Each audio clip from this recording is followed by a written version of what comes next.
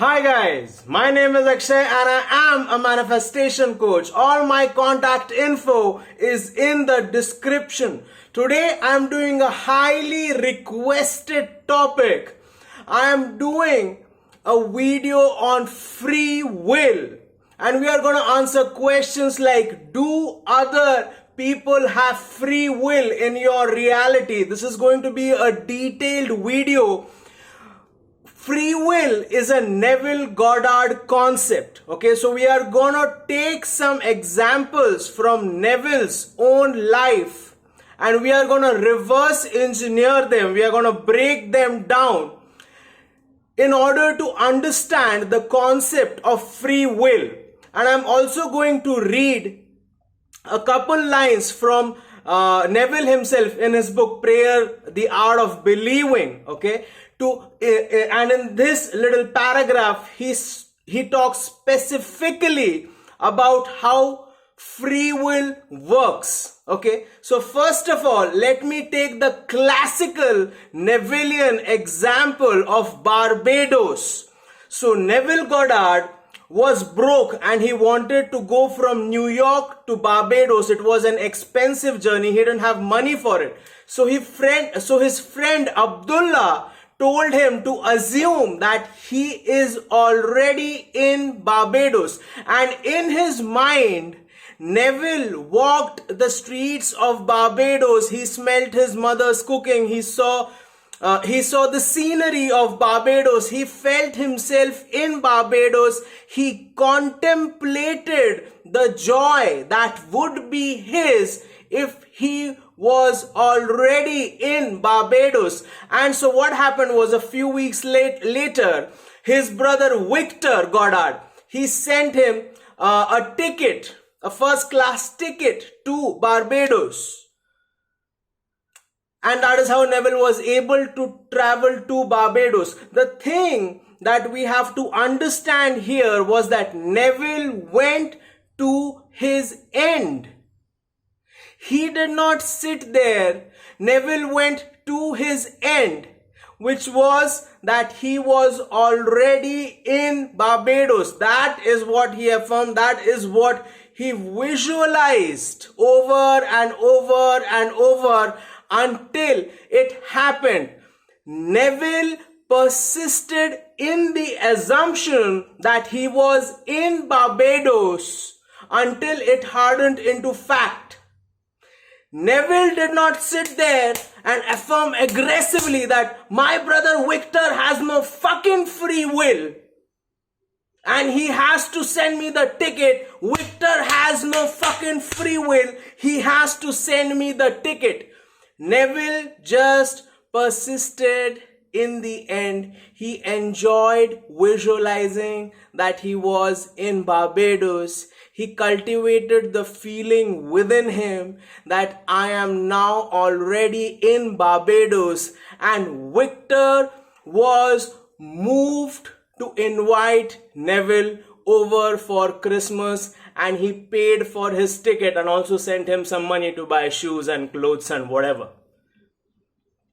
So when you persist in the assumption, you become the person who already has your manifestation.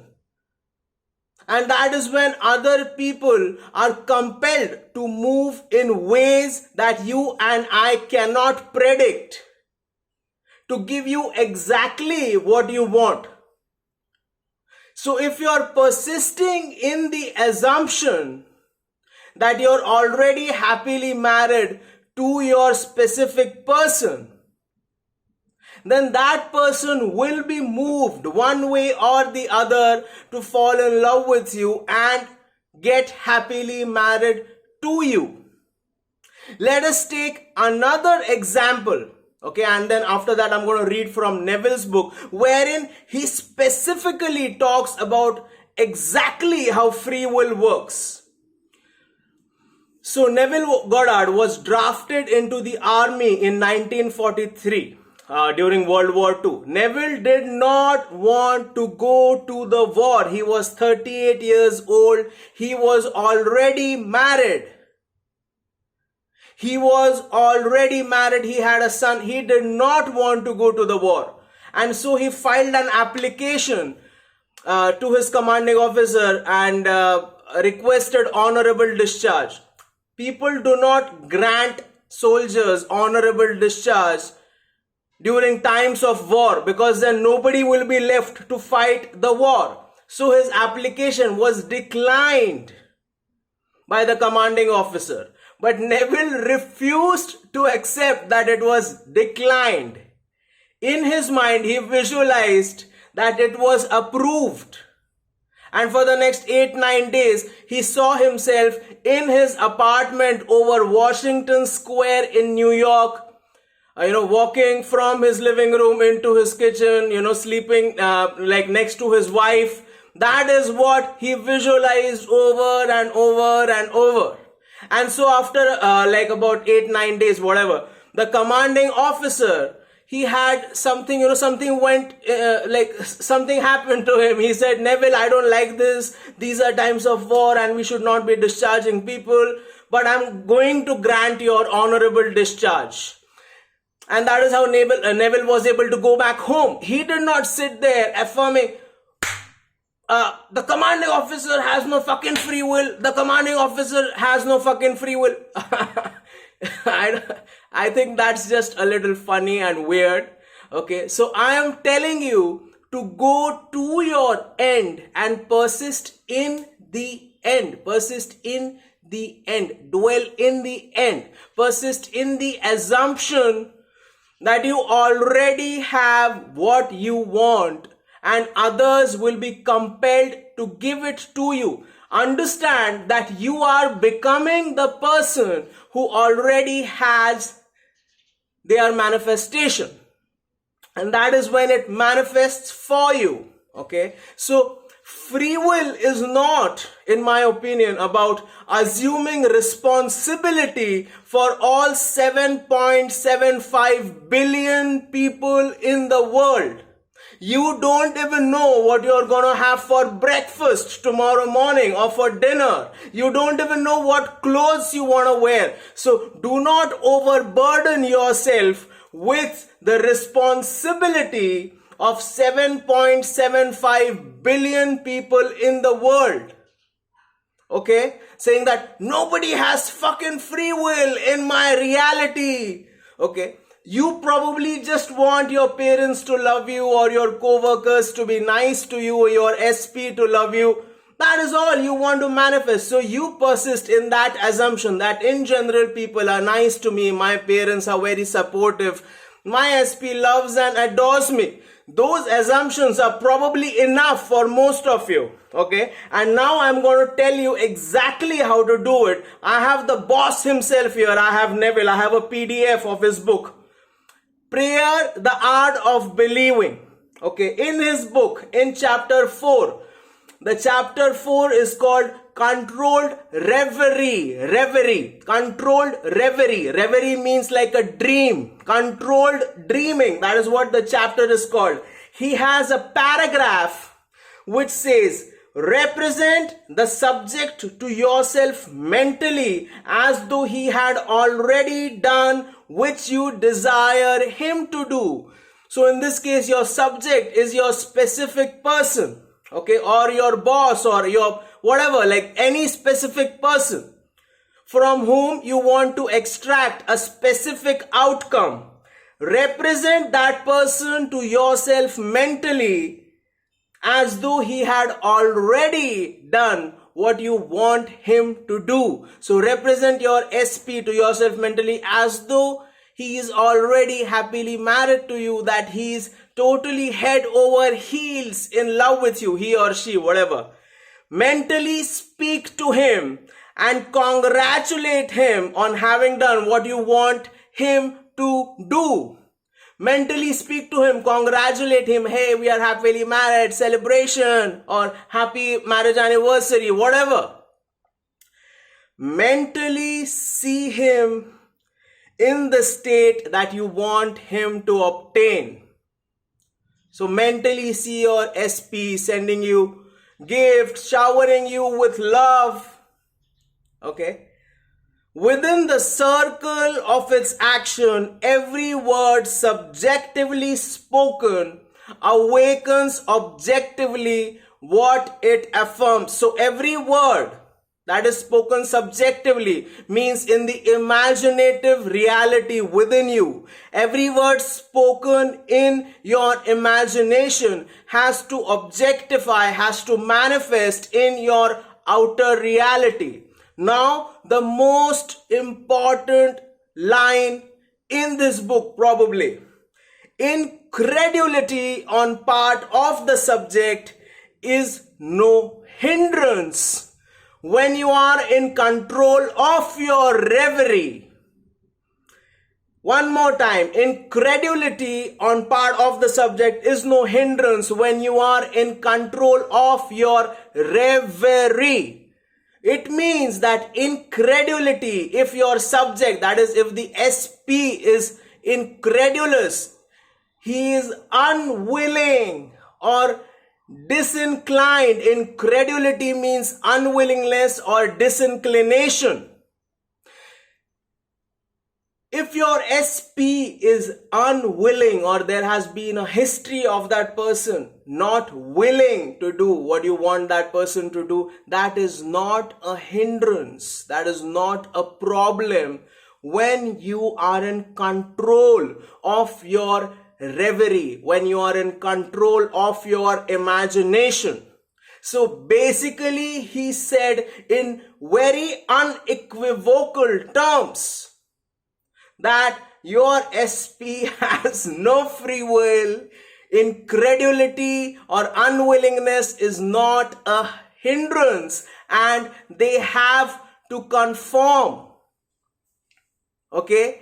He also speaks about affirming from a place of supreme confidence, bold assertion, asserting yourself boldly when you are in a partly subjective state, wherein you are relaxed, okay, because relaxation is the gateway to your subconscious. And when you assert boldly that yes, this is my reality, I am now already in Barbados, I am already happily married to my person, awakens what you affirm. It manifests. It awakens in your external reality. It manifests in your 3D world.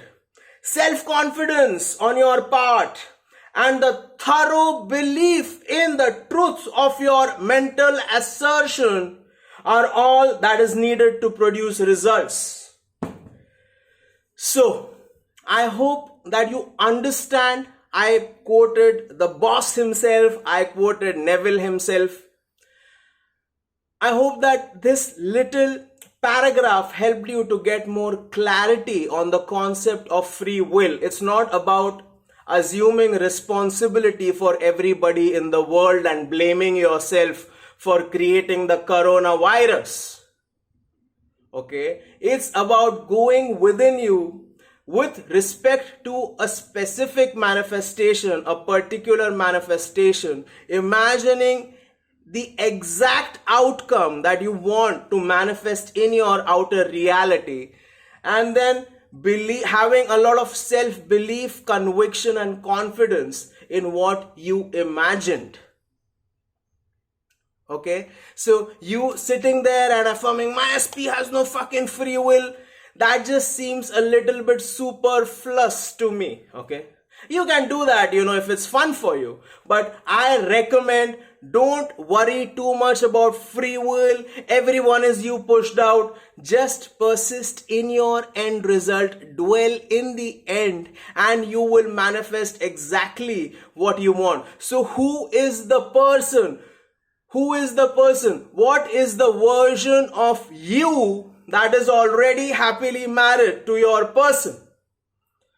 Okay, you are aligning essentially with the version of you that is already happily married to your specific person, or that already has exactly what you want to manifest. How does that person think? How does that person feel? What is that person's state of being? state of consciousness. What is that person thinking? What is that version of you thinking? What is that person believing?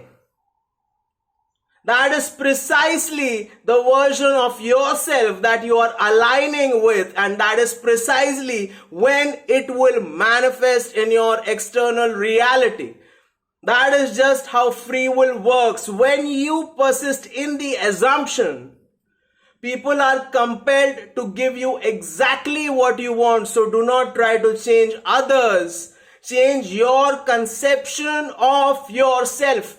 I will give you one more example quickly and then we'll be done with this video. So basically I had a friend who was in his late 30s and he was applying for a job. So in the interview, they asked him a technical question. And that job was for, a petrochemical engineer or something. And he told them that I graduated 16 years ago and I don't remember the definition. Okay, so don't ask me the definition. I am a hands-on sort of a man, okay, and I know precisely what I'm doing, okay. I don't remember this exact definition that you asked me, okay, but I know how to apply the concepts and I have a lot of experience, like 15-16 years of experience. And because he was very candid in his reply, very candid, totally unfazed by the question, it was almost as if, he knew the job, so he knew that he was going to get the job. He was very relaxed. He looked the interviewers in the eye and told them, you can ask these questions to graduates. I graduated 16 years earlier, so I don't remember the definition, but I can do the job. So by him being so relaxed and confident and candid about it, he was essentially embodying the person who was worthy of the job, even though he doesn't know this particular answer. And that is how the interviewers were compelled to be impressed by his boldness and granted him the job. Okay, and I can go on a rampage of hundreds of examples, but then this video would be 2 hours long. So thank you for watching the video. If you like the video, please hit like, share, subscribe, comment, hit the notification bell. Best comment wins a free one-on-one phone session with me. That is 60-minute phone session. The winners of the best comment will be announced in my Facebook group. The link is in the description. It is a free group, so please do join the free Facebook group for success, motivation, inspiration, success stories, and a whole lot of other stuff. Thank you for watching the video. Unleash the power within you. And remember that if I said it, I already did it. Thank you.